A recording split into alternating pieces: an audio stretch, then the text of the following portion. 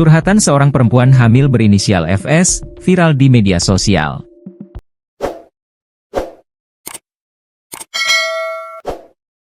Ia mengaku telah alami kekerasan dalam rumah tangga, KDRT, oleh suaminya di Bogor.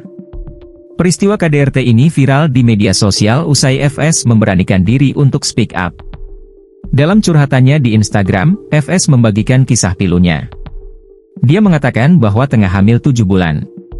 Kendati demikian, suaminya tak mempedulikan kehamilan istri. Bahkan suaminya tega menganiaya FS sampai istrinya mengalami luka di sekujur tubuh.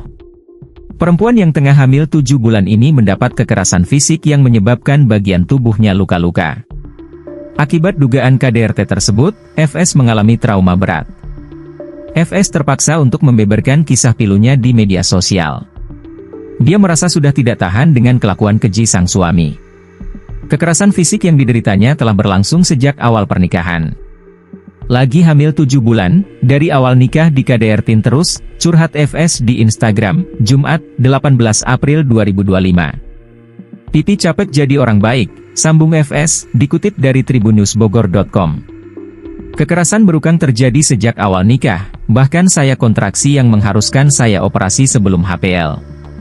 Ucapnya, dikutip dari akun Instagram pribadinya, Jumat, 18 April 2025. Karena lagi-lagi saya mendapat kekerasan fisik.